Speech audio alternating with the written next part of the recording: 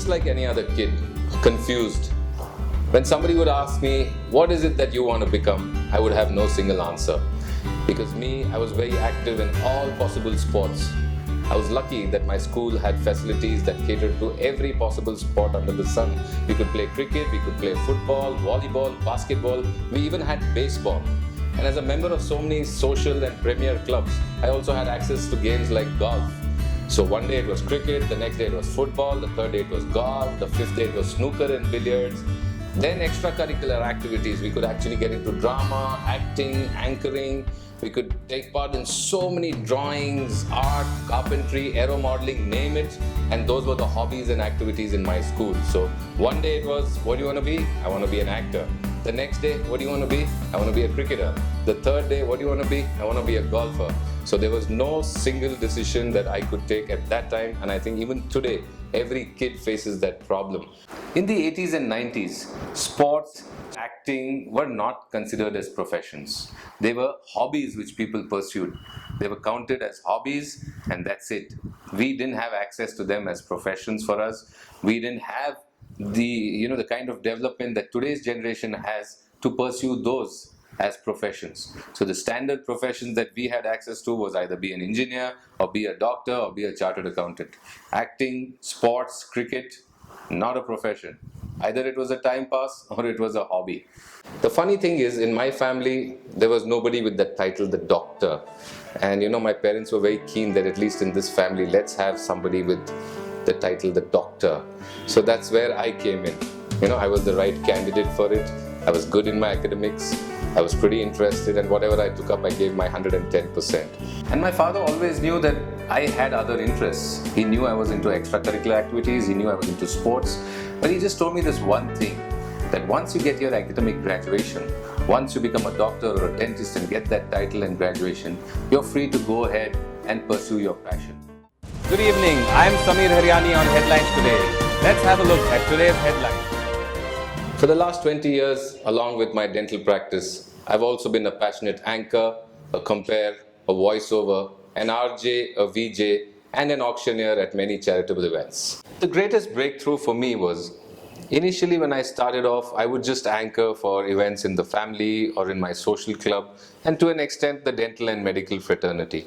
But one fine day it so happened that through a personal contact, I got an opportunity or a chance to anchor for event related to a different industry. I was nowhere connected to that industry. I didn't even know that industry existed. And that one breakout or breakthrough led me to many more associations, many more organizations, many more industries. And then it became from 1 to 2 to 3 to 4. And today there are so many industries and associations who invite me to anchor for their conferences, for their programs.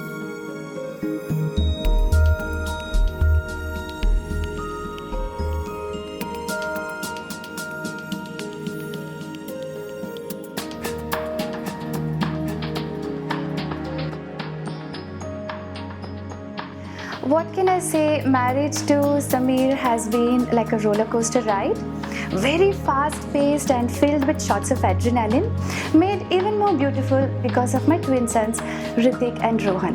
The toughest part about multitasking or being involved in 2-3 different alternate professions, sometimes to give it your best throughout the day gets difficult. Many people have different mantras. Some people take a break and unwind. Some people do some kind of stretching or some exercise or some yoga to feel better.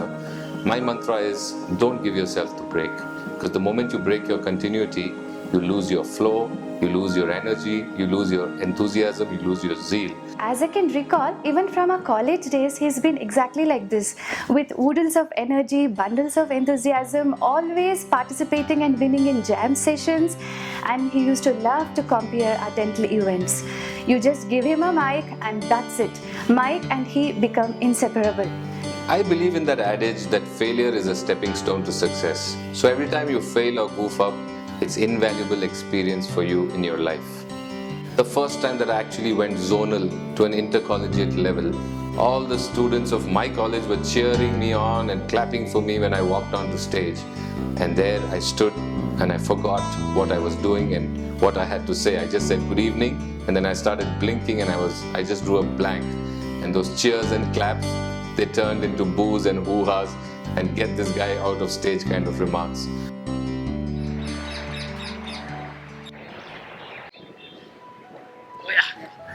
The sports that I really loved and I took up seriously are cricket, billiards and snooker, and of course this wonderful game of golf. I played at competitive levels right from school till college till South Zone. I took up cricket very seriously. As an anchor, as an event manager, as a commentator, knowledge of having played so many sports really helped me in my passionate career. Today when I live stream these tournaments and matches, I also give live commentary for cricket and golf tournaments.